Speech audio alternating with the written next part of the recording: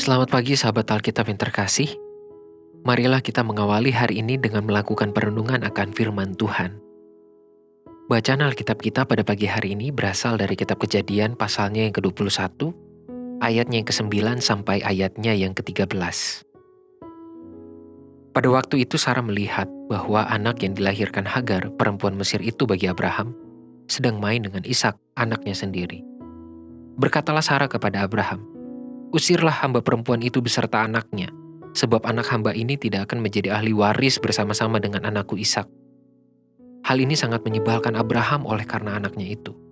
Tetapi Allah berfirman kepada Abraham, "Janganlah sebal hatimu karena hal anak dan budakmu itu. Dalam segala yang dikatakan Sarah kepadamu, haruslah engkau mendengarkannya, sebab yang akan disebut keturunanmu ialah yang berasal dari Ishak. Tetapi keturunan dari hambamu itu juga akan kubuat menjadi suatu bangsa, karena ia pun anakmu." Ayat 9-13 dalam pasal ini, meskipun singkat namun cukup memberikan pertimbangan dilematis yang tidak mudah. Paling tidak, ada pertimbangan bahwa perkataan Sarah adalah benar karena sesuai dengan janji Tuhan kepada Abram. Apalagi ada semacam afirmasi dari Tuhan atas tindakan Sarah seperti yang muncul pada ayat 12. Namun di sisi lain, nurani seorang manusia, khususnya bagi para ibu, tentu akan menyayangkan pengusiran yang harus dialami oleh Hagar.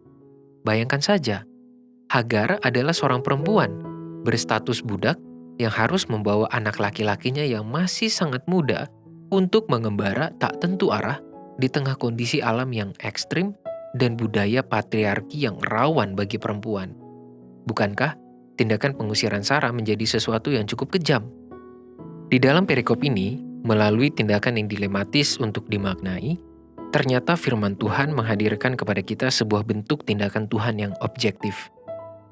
Maksudnya, pada ayat 12 ketika Tuhan berkata, "Janganlah sebal hatimu karena hal anak dan budakmu itu. Dalam segala yang dikatakan Sarah kepadamu, haruslah engkau mendengarkannya, sebab yang akan disebut keturunanmu ialah yang berasal dari Ishak."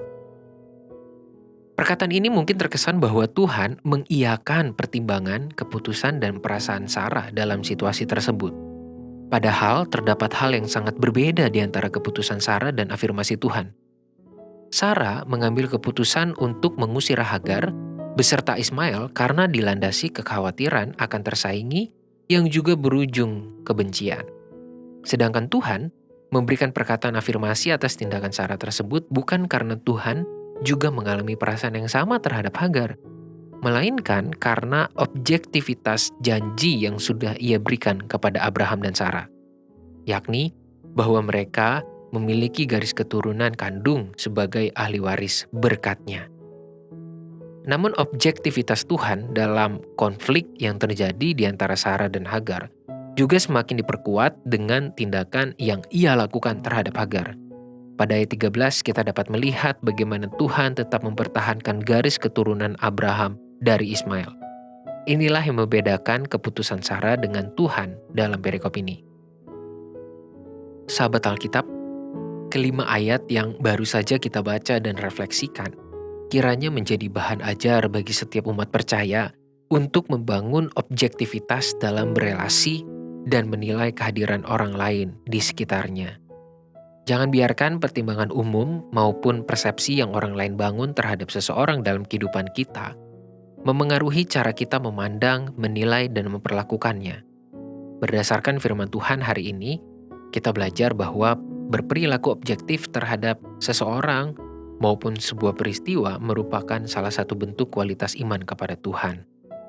Di dalam tindakan objektif, kita memiliki kesempatan untuk mewujudkan nilai kebenaran firman Tuhan melalui cara penilaian dan perilaku kita terhadap seseorang maupun peristiwa yang terjadi dalam kehidupan kita. Marilah kita berdoa. Ya Tuhan, mampukanlah kami untuk menilai orang lain dan memperlakukan mereka secara objektif. Jangan biarkan kami terbawa suasana ataupun ikut arus yang orang lain katakan tentang mereka. Biarlah Kebenaran firman Tuhan itu menjadi pedoman bagi kami dalam menilai dan berperilaku terhadap seseorang maupun terhadap sebuah peristiwa yang terjadi di dalam kehidupan kami. Sehingga sikap yang kami bangun itu berlandaskan sebuah prinsip hidup dan kebenaran akan firman Tuhan. Karena di dalam objektivitaslah kami mampu melakukan segala sesuatu yang sesuai dengan kebenaran firman-Mu. Hanya di dalam nama Tuhan kami Yesus Kristus kami berdoa dan memohon. Amin.